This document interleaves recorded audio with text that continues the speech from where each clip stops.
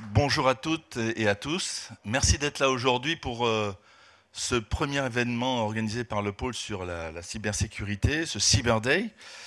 D'abord, je voulais remercier nos hôtes et le campus cyber pour leur accueil. C'est très important pour nous d'être connectés à cet écosystème extrêmement important pour la place française, pour la France en général, parce que, compte tenu de mes expériences passées, je peux vous dire que le sujet de la cybersécurité, c'est un sujet stratégique, géostratégique, et encore plus par les temps qui courent, si je puis dire. Donc, dans ce lieu un peu totem, on est très heureux d'être là et d'accueillir Madame la vice-présidente de la région Île-de-France qui soutient évidemment ce lieu, cet écosystème cyber, mais aussi le pôle finance-innovation depuis de nombreuses années grâce à des aides de la région Île-de-France. Merci aussi à tous nos sponsors que vous voyez là. Et je vais citer ceux qui ont un rôle important pour faire émerger cet événement, le Crédit Agricole, Vialing, Mastercard et Citalid. Et puis toutes les startups dont vous aurez un aperçu à l'extérieur à travers les différents stands qu'ils ont organisés pour vous et les pitchs qui vont tout au long de la journée être dans l'agenda de cette journée. Donc n'hésitez pas à aller les voir. Moi qui suis aussi, depuis quelques 2 années maintenant, patron d'une start-up, il est très important d'aller les voir. Même les grands groupes, même si vous pensez que c'est peut-être pas exactement dans votre business ou pas exactement dans l'angle dont vous avez la responsabilité. Je pense qu'échanger avec eux, c'est important pour eux parce que quand on est start-up, on est petit, mal connecté et il est très important d'avoir ces échanges. Voilà. Donc je vous demande d'aller les voir. Même s'il n'y a pas forcément un business à court terme, immédiat. Et puis qui sait, peut-être des liens qui se feront, et on sait que dans l'innovation, c'est les liens informels, l'inattendu qui crée la valeur.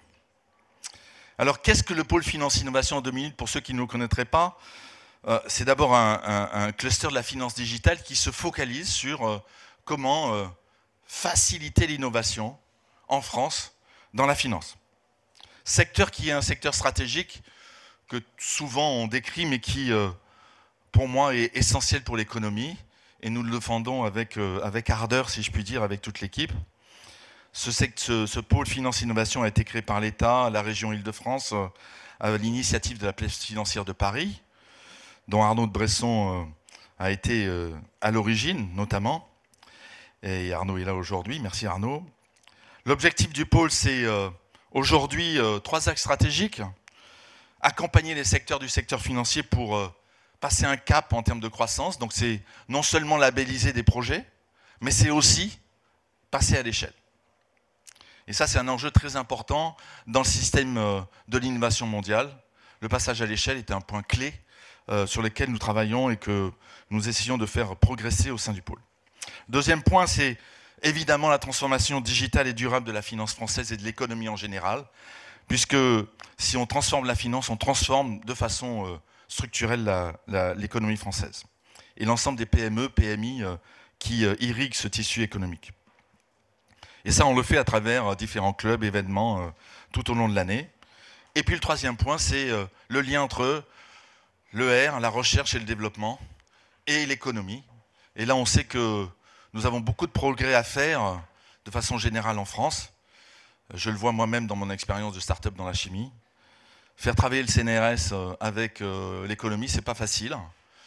Chacun a ses enjeux. Et arriver à faire les liens et permettre aux chercheurs d'être aussi des entrepreneurs est un enjeu majeur. Donc voilà ce que nous essayons de faire avec plus de 600 membres qui sont à la fois des grands groupes de la finance, qui sont très importants pour nous, puis toutes les PME, PMI, start-up évidemment, académiques, éditeurs logiciels, institutionnels et sociétés de conseil qui ont un rôle très important pour nous parce qu'elles nous permettent de préparer les événements, de préparer ce que nous appelons des position papers sur un certain nombre de sujets importants pour la finance de demain. Et c'est ça que fait le pôle aujourd'hui. Alors nos prochains événements, je vous les donne un peu en perspective pour les mois qui viennent jusqu'à la fin de l'année. Il y a 3 événements vraiment importants pour nous. Le premier, c'est l'Impact Finance Day, c'est-à-dire comment la finance a un impact et met l'impact au cœur de sa stratégie. Donc c'est au-delà pour moi de la RSE. C'est comment j'ai une conscience profonde stratégiquement de mon impact sur évidemment le climat, mais aussi sur le social, les deux étant absolument liés, pour moi, compte tenu d'autres responsabilités que je peux avoir par ailleurs avec l'insertion dans les quartiers notamment. Donc ça, c'est une journée nouvelle pour le pôle, mais qui vise à montrer que la finance a un impact et qu'elle doit innover en matière d'impact. Je sais que la région Île-de-France y a beaucoup d'intérêt, et d'ailleurs je remercie Alexandra de nous accueillir au siège de la région Île-de-France le 26 septembre prochain pour cet événement, qui n'est pas encore complètement financé, donc le directeur général du pôle me dit tous les jours, il nous faut des sponsors, donc si vous avez vraiment une intention sur l'impact, rejoignez la journée du 26 septembre. Nous avons aussi un événement que nous avons appelé le DAF Day, c'est-à-dire en fait comment la finance peut contribuer à la finance d'entreprise, le 12 octobre prochain chez BPI France. Et nous sommes très heureux de le faire bien évidemment en coopération avec BPI France, qui a cette responsabilité très importante d'irriguer l'innovation dans tout le tissu économique français et qui le fait avec, je dirais, brio aujourd'hui. Je pense que c'est un immense succès, l'action de BPI France aujourd'hui en France. Et puis un événement très important pour nous, mais je dirais un peu totem depuis de nombreuses années, c'est l'Insure Day, c'est-à-dire la journée de l'assurance, qui se déroulera dans un lieu un peu mythique, qui n'a rien à voir avec l'assurance, puisque c'est au Parc des Princes le 9 novembre. Alors pourquoi faire un événement dans la cyber aujourd'hui? Alors je ne vais pas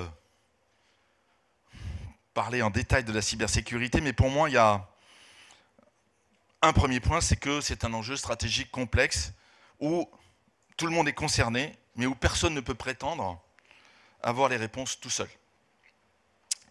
Et lorsque j'étais président d'une société de conseil qui était PwC, on a des offres sur ce sujet.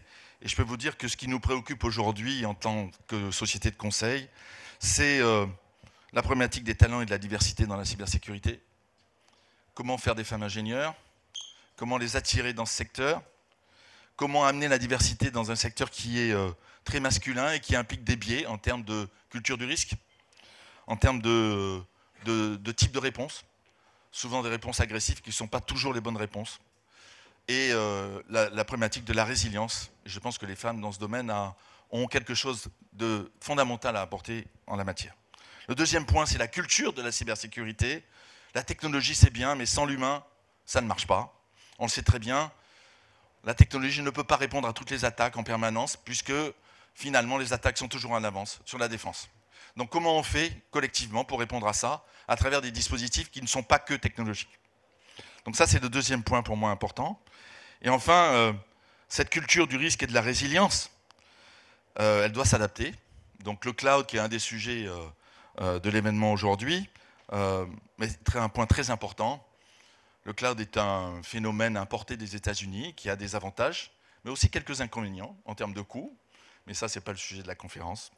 Et c'est un sujet complexe qui mérite d'avoir une vision écosystémique des risques. Puisque nous sommes entourés de capteurs, et ces capteurs sont des points d'entrée dans les systèmes d'information. Enfin, et de façon plus prospective, l'impact de l'IA sur la cybersécurité et la problématique que pose l'IA en matière de biais, qui ne sont pas des biais humains, mais des biais technologiques, et qui amèneront probablement à avoir des réponses qui doivent être maîtrisées, et maîtriser aussi les données qui sont autour, enfin maîtriser l'usage des données par l'IA, qui est aussi un sujet très important, même en matière de cybersécurité. Donc voilà pour moi les enjeux. Et donc cet événement a pour vocation de répondre à tout cela, avec en point de mire bien évidemment le secteur, le rôle central de la finance dans ce domaine, puisque c'est un secteur qui a l'obligation de répondre à cet enjeu, qui le fait depuis de nombreuses années maintenant. Je pense qu'il commence à être mature dans un sujet très complexe et qui peut apporter beaucoup à l'ensemble des PME, PMI, de tout l'écosystème financier et économique français. Alors vous l'avez dans notre agenda, vous avez dans notre agenda quelques points qui vont être traités: la cybersécurité et la transformation digitale, le rôle des grands acteurs financiers dans leur écosystème, comment ils assurent une transmission du savoir et une sécurisation des flux notamment. La cybersécurité est ce qu'on appelle dans la banque le KYC, c'est-à-dire connaître son client et comment on lie les deux, parce que finalement c'est intimement lié. L'assurance et la cyber, comment m'assurer, comment assurer les risques, comment être résilient, avec des problématiques d'assurance qui ne sont toujours pas complètement réglées aujourd'hui, même pour les grands groupes. Le cloud, j'en ai parlé. les nouvelles technos, il y en a beaucoup qui arrivent, donc les startups ici vont pouvoir présenter certaines de leurs idées. Et puis enfin, pour ces startups, quels sont les prérequis pour travailler avec les grands groupes? C'est très important de pouvoir apporter un niveau de sécurité qui soit conforme aux exigences des grands groupes. Et le rôle du pôle, c'est de permettre ces connexions et cette compréhension. Voilà ce que nous avons voulu faire aujourd'hui. Et je vais maintenant demander à Alexandra de me rejoindre pour vous donner un petit peu la vision, je dirais, générale du rôle de la région dans ce lieu, mais aussi pour la cybersécurité et pour tous les sujets qui sont liés à l'innovation dans la finance en général. Voilà, merci.